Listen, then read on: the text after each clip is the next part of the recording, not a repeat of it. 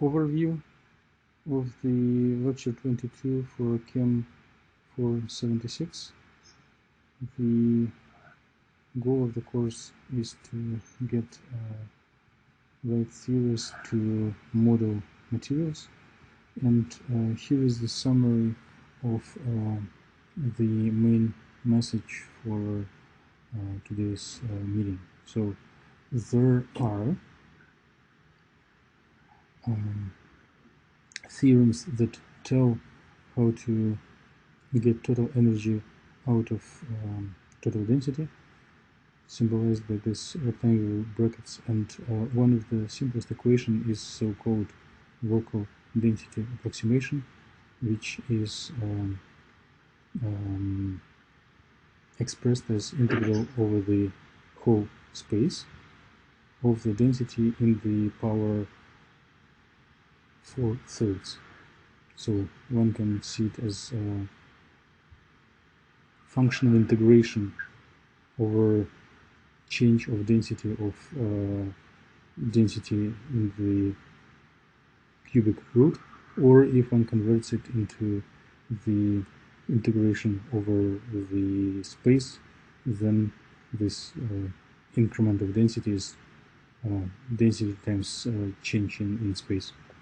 And the equation in the bracket is extension of this local density approximation to the spin-enabled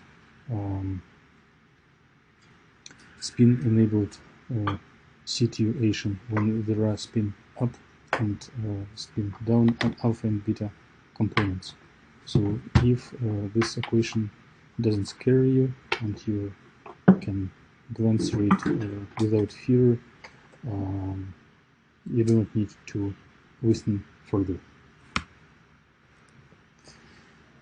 Okay, so we are approaching the end of the third chapter, and next meeting on Thursday there will be presentations on practical skills of using WASP software, and then the main goal of the course will be mini research projects.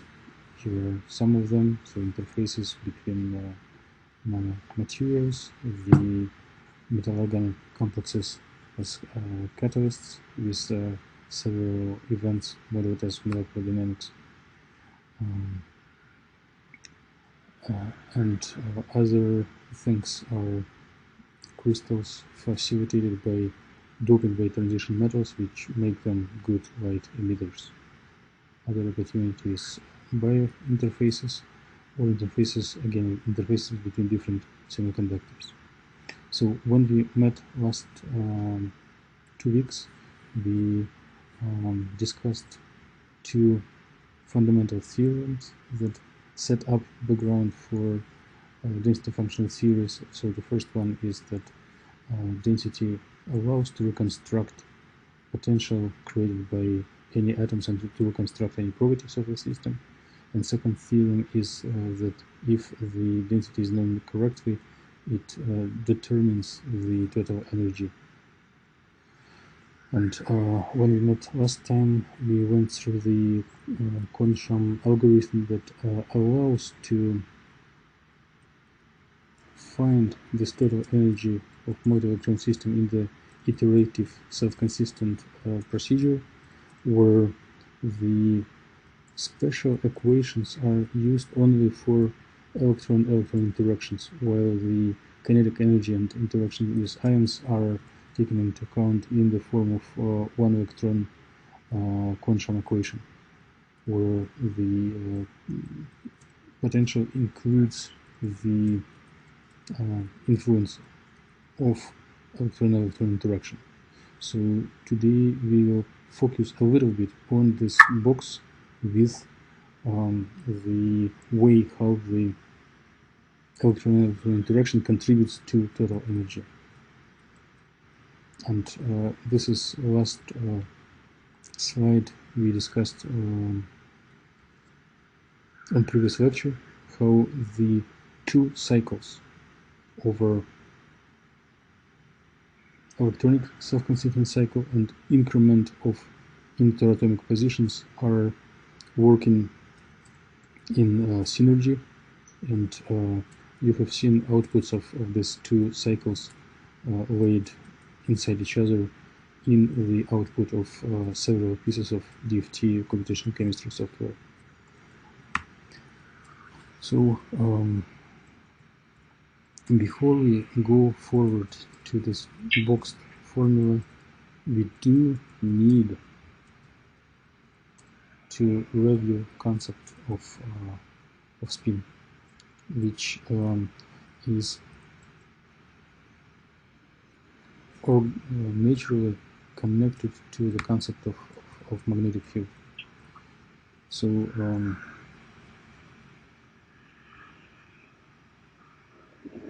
when there is a spin degree of freedom for the material, for the molecule that we described for electron, we describe it by additional component. Instead of one component, there are two components, and spin does have direction, which is described by three projections, x, y, and z, which are extracted out of wave functions with these power operators. The wave function does have this alpha and beta component for up and down, and when we do our standard procedure of finding expectation value, normalizations, and converting the wave function into density, the pair of spin components here and there give us two contributions. One contribution to probability distribution or to density from alpha component, so the wave function conjugated wave function projection on alpha, and from beta, right? So we can call these two terms as density projection alpha, density projection beta, and together they generate the density of electrons that we use in the density function theory. There is one methodological and systematic item that needs to be brought up here, although we are not going to use it in the course. So if you take this two component vector for spin projections and take dyadic product, it will have four elements: alpha alpha, alpha beta, beta alpha, beta beta, and one also can call them as four independent contributions to the density. So generally, if we take into account spin, there should be four densities instead of one. But it's already hard to have one or two. Therefore, there is an approximation. So in this 2x2 matrix, there is a way to forget and get away of the off-diagonal components. So in case we do have a very small magnetic field, only as a magnetic field that determines direction in space, the interaction of this spin of an electron with magnetic field has the energy of scalar product of these two vectors times constant.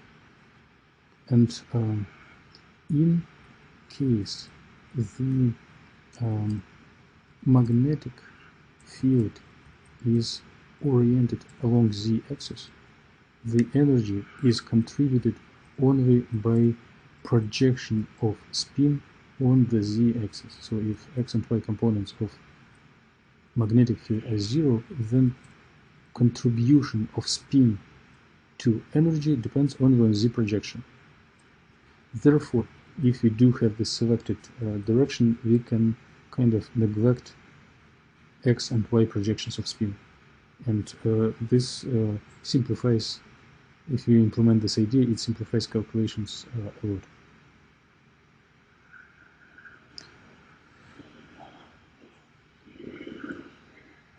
Well, generally, if you do not do this approximation, and we do have two spin components, the procedure of finding expectation values, which is a goal of the course, implemented with spin degrees of freedom, is based on all four components: alpha alpha, alpha beta, beta alpha, beta beta. But if we are looking onto the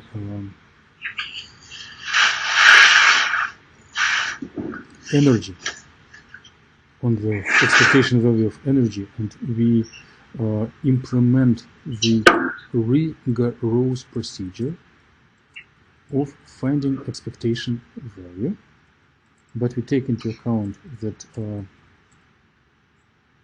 there is only Z projection of magnetic field, then the energy is literally, it literally depends on alpha alpha and beta beta components of the density. So if we are targeting only energy, and by in fact finding total energy is the major goal of density functional theory, then we do need only this diagonal components of spin density matrix, so their subtraction. Let me go away from the full screen and just say hi to London. So you have a privilege to stop anytime and ask questions when you need. What? Just ask questions if you want. I'm telling it for you rather than for myself. But if you don't have, yes. I'm trying to find the slides right now to see what I just missed for like the last 10 minutes or whatever, 20 minutes. Okay. So you need the number of slide.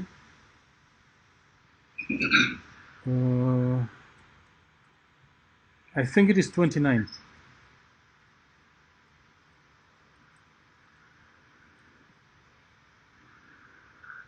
Okay, I got the right ones here. Okay, so I'll continue going over material and then we can chat. But if you want something in the middle, do not hesitate. Okay, so only diagonal projections of density are needed if we need the contribution of spin degree of freedom to energy. So if you agree with this concept, then the rest is mechanical, very simple. So we do have a protocol, we do have an equation how to construct density out of Kohn-Sham orbitals, right? If you have found them, if we are already in the procedure, if you do have a procedure to compute these orbitals, we just take absolute value squared of all populated orbitals with projection alpha, and then it will give the density for this alpha projection. And we need to make summation, add together from first to last occupied, highest occupied alpha. In the calculations with presence of spin, the number of this highest occupied for alpha and beta can be different. So in most hydrocarbon organics in singlet state, they are the same, but if you go to metals or magnetic materials, they can be very different. And there is a convention, although there are strictly there are four components of density, but since we are leaving out off diagonal, if we're leaving out the alpha beta and beta alpha components, just as a tribute to laziness, we will keep only one index, alpha or beta, because in the procedure that we are going to look at, off diagonal components will be not used by now. So for beta component or spin down, or spin minority component, it's also summation of partial charge densities of orbitals from first to highest occupied, which this homo beta is different. And it is very important that there is no promise that this homo alpha and homo beta will be the same. If please stop me, because right now I'm looking on my slides and do not see what is going on in class. If you have some questions, I can only hear the voice, not the image. So if you just give rows nomenclature, we can tell that total energy is functional of two densities, alpha and beta, with these two rectangular brackets. So it doesn't give any specifics how it has been done, but it is a general statement that is always reasonable to mention if you explain what you're doing. So a little bit more of nomenclature which make our life easier later. So if we can add together these two densities for total density, also no one forbids us to subtract it. And if addition of these components will give total density of electrons contributed by density of electrons with spin projection up, alpha, and spin projection down, one can also construct their subtraction, which will be literally zero for singlets, but for all other multiplicities it will be non-zero. And there is a convention to call it spin density. So it's like yeah, spin density is a good name.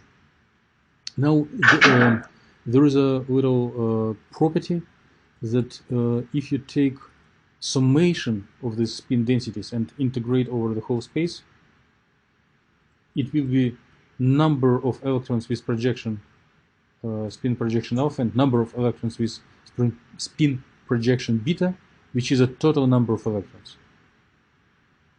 Which right, it is known for in any molecule, or if it is not known, we need to guess it to be deterministic. And the subtraction of these two numbers, it's spin polarization. So I want to type something right in. So if you have this n alpha minus n beta, we can call it delta n, and if we divide this delta n by 2, we can call it maximal spin of the system.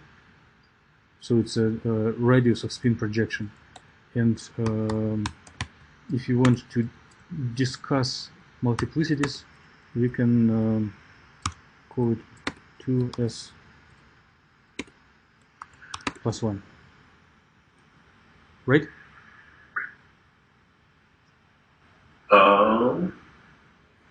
Oh yeah, yes. Okay. So if we need to go away from if the s equals 0, 2s plus 1 will be 1. So multiplicity 1 and call it singlet. Mm-hmm.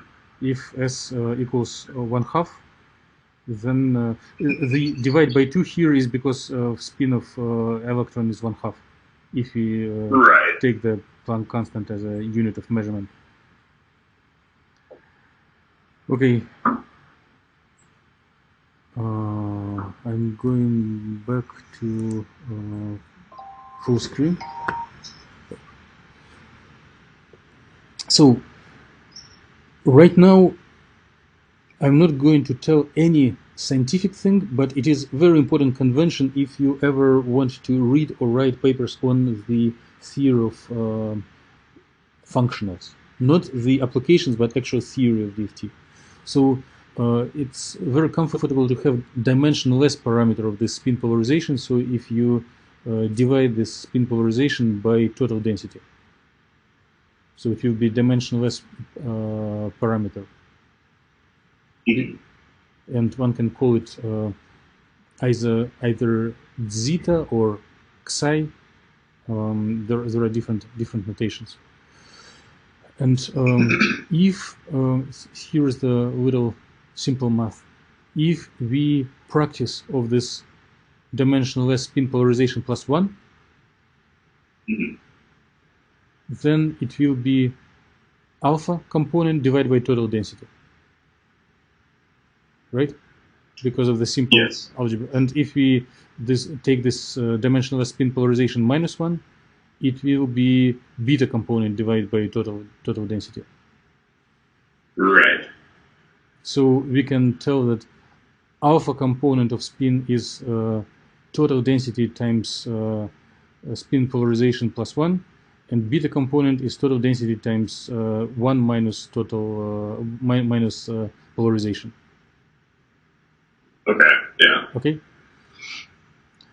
Okay, we are almost there. I just practiced a little LaTeX to put it in nicer outfit rather than handwriting. So, although we are telling that our total energy does depend on alpha and beta projections of density, vast majority of practical equations that establish correspondence between density and energy are set up in terms of total density and this dimensionless spin polarization. Okay. Which is like just reordering, putting the equations in a different order with different factors, but it doesn't change the sense. So remember, we had a Thomas Fermi theory for electron gas with density in power 5/3 integral. Once, like 3 weeks ago. So if one takes density in power 4/3, it shows historically very good correspondence for electron-electron interaction if one takes into account kinetic energy and attraction to ions by additional terms separately. So, and since this equation doesn't depend on derivatives of density or densities at different points, only at point r, of which we integrate, this is called local density approximation. So if you browse through, if you shop through available functionals in the Gaussian, you'll see this abbreviation. And there are options to do it in VASP as well, but by today it is not very needed because it is least precise among all possible functionals, but it is the simplest possible functional. And see here there is density power 1/3 times increment of density. It's just interesting observation. But we do have spin projections, and we assume that each of them contribute to electron-electron interaction in the same fashion. So both alpha and beta components of density will contribute to this power 4/3. Here, rho sub alpha to the power 4/3, rho sub beta times 4/3. So we are not going to complicate things. Simplest possible. So independent of spin, electron interaction will be the same. And now I have a minimalistic goal just to convert this trivial expression to the form that is used in actual coding, in density functional theory codes. So wherever we see this alpha and beta components, we replace them by total density times 1 plus spin polarization or 1 minus spin polarization. And we keep these powers for third. So why are you taking the alpha and the beta densities and individually raising them to the 4/3 power? Wouldn't you want to take the sum of those and raise that whole thing to 4/3? Later on, one may introduce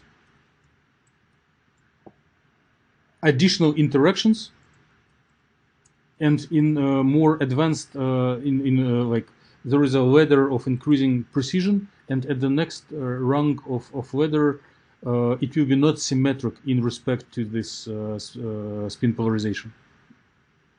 Okay. So just to leave freedom for the future. Okay.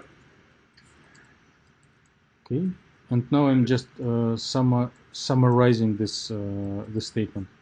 So density and this dimensionless parameters: 1 plus polarization, 1 minus polarization in 4/3,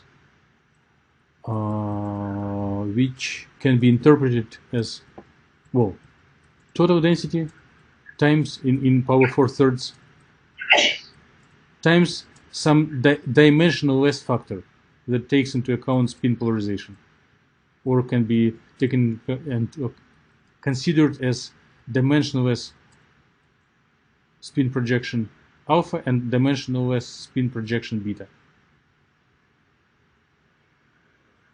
And since we explicitly have spins alpha and beta, we put the letter S in the nomenclature, in the name of the abbreviation of the functional. So instead of LDA, it will be LSDA, local spin density approximation.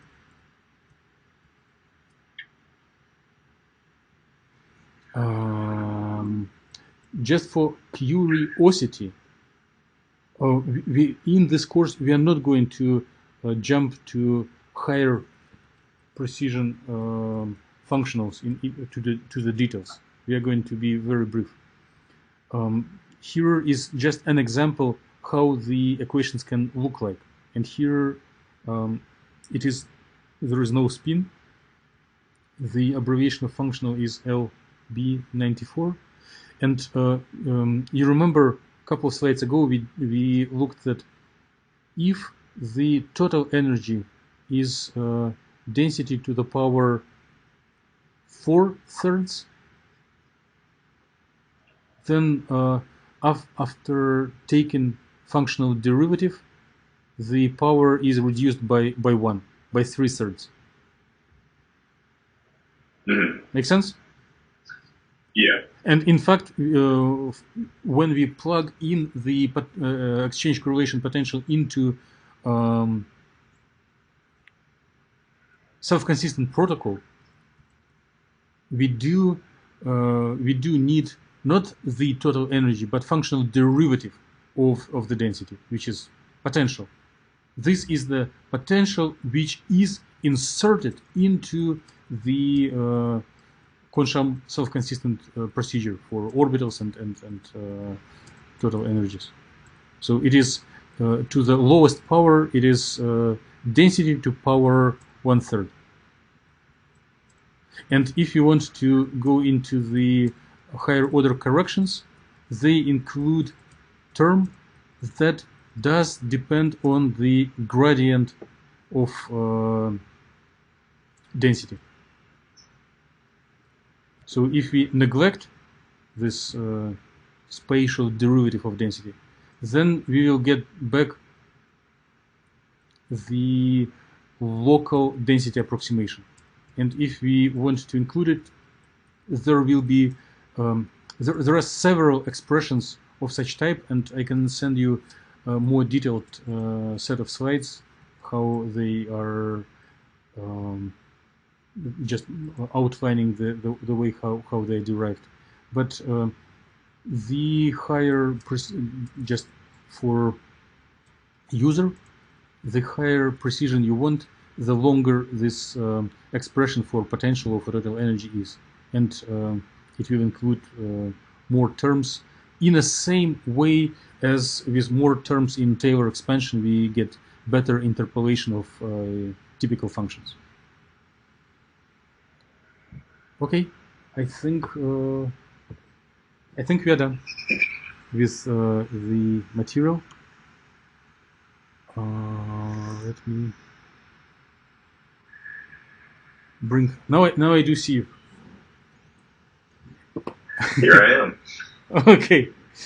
Any questions about this material, or it is quick and easy enough? I guess from what I saw, I don't really have any questions.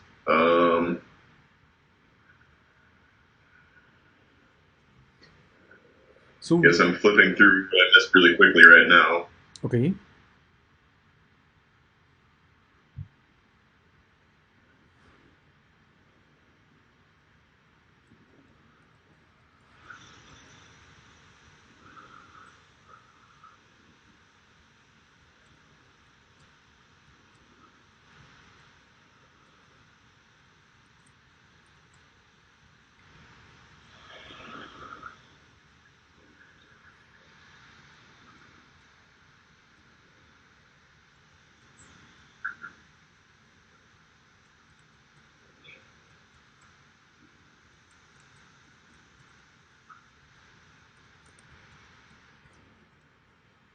Okay, yeah, I don't think there's anything that's really standing out, I guess. Okay. So you do presentations on computing spectra? Yes. Good, good. It's most important, best subject. So if you are busy and short in time, just repeat by your own experience how you practice computing spectra, what we did in the lab. And if you have tons of unused time and you do not know how to invest it, you may look for protocol of computing spectra for spin polarization.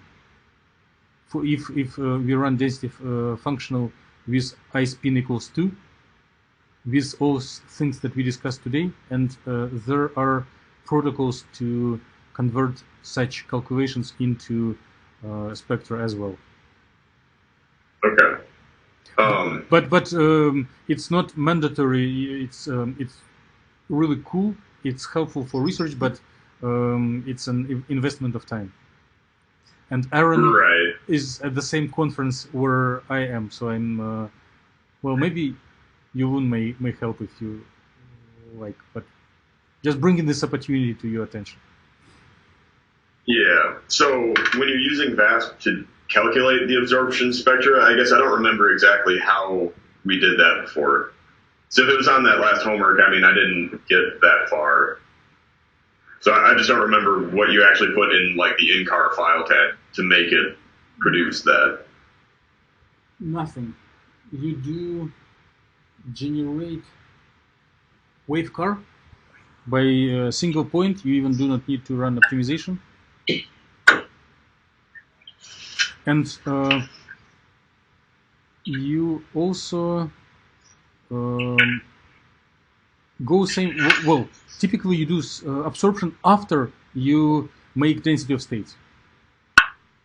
Okay. Right? And when you do density of states, you create the list of orbitals. You call it file states, right? Yeah. And then for the code that converts, that does spectra, one needs to rename this states file into what? Into energy underscore POP for just for the format. POP? Yes. Like population? Yes. Okay. So it just rename states, copy states into energy underscore POP. And okay. And then there is a pre-compiled script that reads. Yeah, one of the bin files. Yeah, that reads this energy underscore POP and wave car generated by and creates list of oscillator strengths for each pairs of orbitals. Okay. So do we have that printed on something somewhere? It is. Please send me a reminder. I may have distributed it. I was trying to distribute it. It is covered in the recordings of the labs. Okay. Well, because I vaguely remember doing it. I don't remember exactly how I actually did it. Please try, because the idea of the presentations is that you cover your own experience rather than stuff. Right. from online. Are we doing? Is this same thing going to be happening for lab tomorrow? Well, where we're just going to do this in the lab room, or? I guess what's happening with lab. I will not be able to connect to the lab because I will be in the airplane, or I will be. Okay. Yes, so it's. I can send manuals or answer questions by emails, but I will be on the literally traveling at the time for which is scheduled for the lab.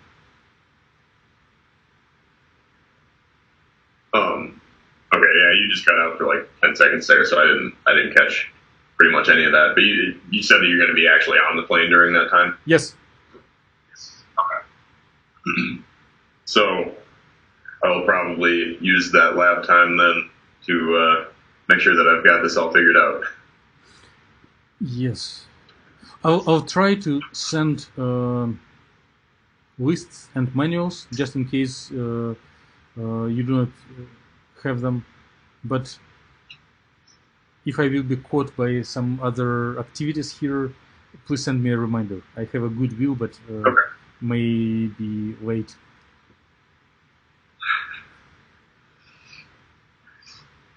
Okay. All right. So let's focus on the presentations, and after it will be done, we'll have other focuses. Yeah. Okay. Well, thanks much for interaction. Yeah. Meeting is done. I'm disconnecting. All right. Have fun at the meeting. Thank you. Bye-bye. Bye.